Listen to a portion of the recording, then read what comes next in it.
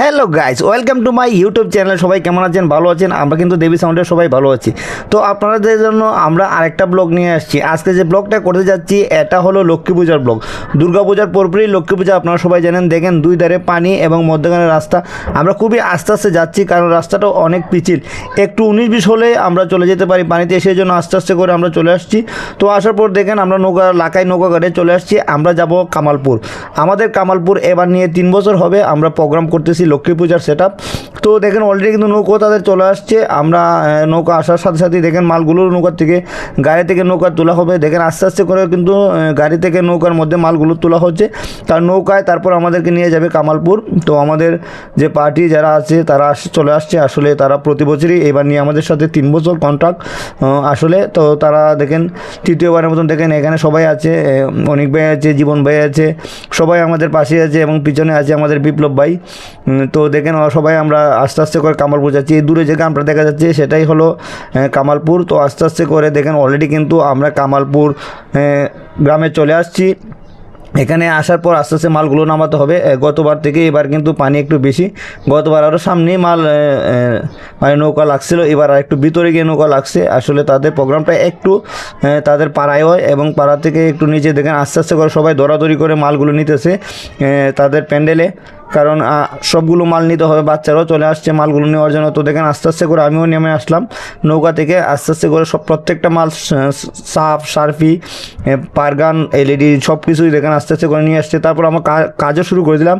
এর মধ্যে মা লক্ষ্মীও চলে আসছে, দেখেন তারাই নিয়ে আসছে পূজার। তো অলরেডি কিন্তু আমাদের A to Z সব কাজ কমপ্লিট হয়ে গেছে। তারপর আমি চলে আসছিলাম সকালে ঘুম থেকে উঠে, আসলে সময় পাইনি ভিডিও করার। তো আমাদের আরেকটা প্রোগ্রাম ছিল পরের দিন, এটা ছিল আমোদপুর ব্রাহ্মণডোরা লক্ষ্মী পূজার প্রোগ্রাম। সেখানেও আমরা A to Z সুন্দর করে সেটআপ দিয়েছি এবং বৃষ্টির জন্য একটু বিলম্ব হয়েছে। আসলে বৃষ্টি চলে আসছিলো, মাল লাগানোর পরে আবার খুলতে হয়েছে, খোলার পর আবার মাল সেটআপ দেওয়া হয়েছে। দেখেন A to Z সুন্দর করে আমরা লাইট সেটআপ দিছি। এটা ছিল এবার প্রথম আমাদের সেটআপ লক্ষ্মী পূজার, মানে এই জায়গায় প্রথম আমরা নতুন গেছি। এটা হলো আমোদপুর। তো সকালবেলা ঘুম থেকে উঠে আমি একটা ভিডিও করলাম, ভাবলাম ঘুম থেকে উঠে বাসায় আসার আগে অবশ্যই একটা ভিডিও করি। তো দেখেন অলরেডি ভিডিও করেছি, সবাই ঘুমিয়ে পড়ছে। আমার দোকানে যে স্টাফ ছিল তারাও ঘুমিয়ে পড়ছে। তো এটা 2 দিন পরে লক্ষ্মী পূজার প্রোগ্রাম শেষ করে তারা কামালপুর থেকে চলে আসছে মাল নিয়ে। তো আমাদের একটা প্রোগ্রাম অলরেডি শেষ, কামালপুরের যে প্রোগ্রাম সেটা শেষ ছিল। তো এটা শেষ করে আমরা ফ্রেশ ট্রেশ হয়ে সন্ধ্যার পর চলে গেলাম সাইকেল নিয়ে ব্রাহ্মণডোরা আমোদপুর যে প্রোগ্রামটা সেটা দেখার জন্য। আসলে প্রোগ্রামটা কেমন চলতেছে, ভালো কি না খারাপ, সেটা যাচাই করার জন্য এবং স্টাফ যারা আছে তারা কীরকম চাচ্ছে, কীভাবে কাজ কী করতেছে সেটা যখন দেখার জন্য আমরা চলে আসছিলাম। গিয়ে দেখি না সুন্দরভাবে সবগুলো সেট আপ হচ্ছে এবং প্রোগ্রাম করতেছে তারা।